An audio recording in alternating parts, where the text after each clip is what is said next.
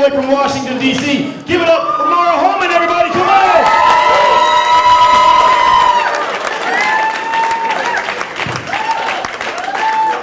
Hi, guys. Thanks for sticking with us all the way until 9:20 on a Monday. Appreciate it. So I'm going to be talking a lot about periods, too, so I guess it's true that ladies sync up, you know? Yeah, having a weird night. Just got my period like 10 minutes ago. Met Jerry Seinfeld, George Wallace, you know, cool things.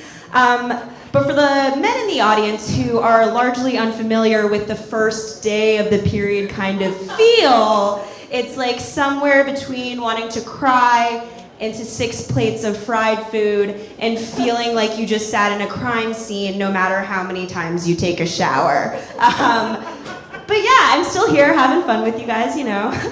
But yeah, just kidding. It's 2017 and feminism is trendy now, so like, you know, having your period is great or whatever. Like, it makes you feel beautiful and everything like that. Hashtag nasty woman. Hashtag nevertheless she persisted. Hashtag the future is female. Hashtag yes queen. Hashtag bossy. Hashtag the limit does not exist. Hashtag butter is butter a carb or whatever it is.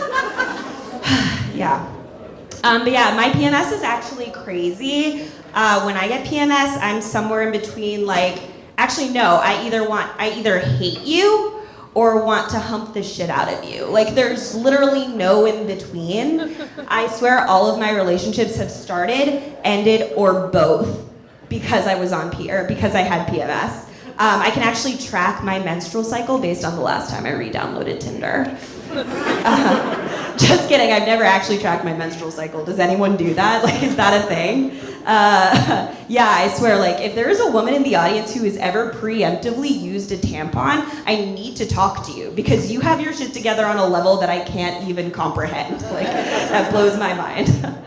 That's why I also think those Subway ads for, like, the period-friendly underwear, thanks, you guys know what I'm talking about? Like, I think those are so weird, because, like, why would you pay extra for that? Like, doesn't every woman have a collection of underwear and gym shorts that she's had since, like, 8th grade that are just all, like, weirdly staged? Like, why would you pay for that? I don't get it. Anyway, sorry guys, I like to refer to my comedic aesthetic as period chic. I'm dainty. Yeah. So I want to thank whoever coined the term resting bitch face, because since I was 14, also known as the age that most women are hit on by a guy old enough to be their dad for the first time, ever since I was 14, I've just called it my natural face.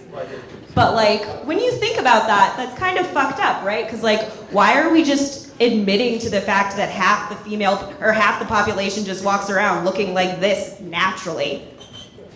Like, it makes no sense. It's pretty sad. Like, what if we just didn't draw the line there? Like, what if we were just okay with everything as women? So like, you know, with this whole bullshit, like, have to have it all kind of thing, like, you know, instead of sleeping, you just like take a shit ton of Adderall and drink a bunch of coffee and then you have resting twitch face.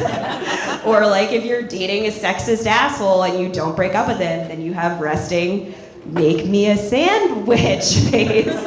Or my personal favorite, if you didn't have an appropriate amount of reproductive health education and you get a yeast infection but you don't know to go to the doctor, you know what you have? Resting itch face. That whole entire thing was just a joke so I could say resting itch face. So thank you for sticking with me through that, you guys. Yes, cheers. So yeah, you might not be able to tell, but I'm half Asian. My mom is Filipino, and my dad has blonde hair and blue eyes and is literally pink. So that's where you mix them together and you get this. I didn't think genetics was that hard of a concept for people to understand until I started my new job, and this girl came up to me and was like, oh my God, you have such an interesting face. What are you? And I was like, the kind of person who gets offended by questions like, what are you? So yeah, that makes me an Asian woman. I moved to New York to avoid the driving stereotypes. And also because I'm just really bad at driving. Yeah, so you might not be able to tell that I'm Asian, but if you were in my house growing up, you'd be able to tell. One summer, all my friends went to Disneyland for a week, and I wasn't allowed to go because I had to stay home and fill out practice college applications. I was 12.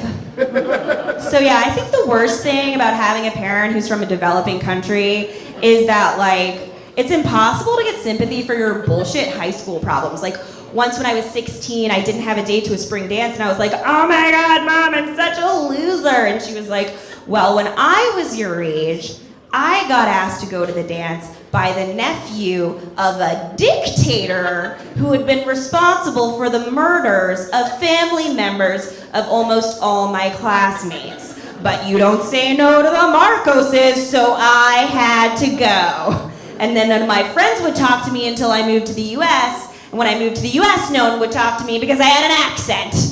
And I was like, Mom, you just don't get it, because, like, you had a date. Thank you guys, you've been great.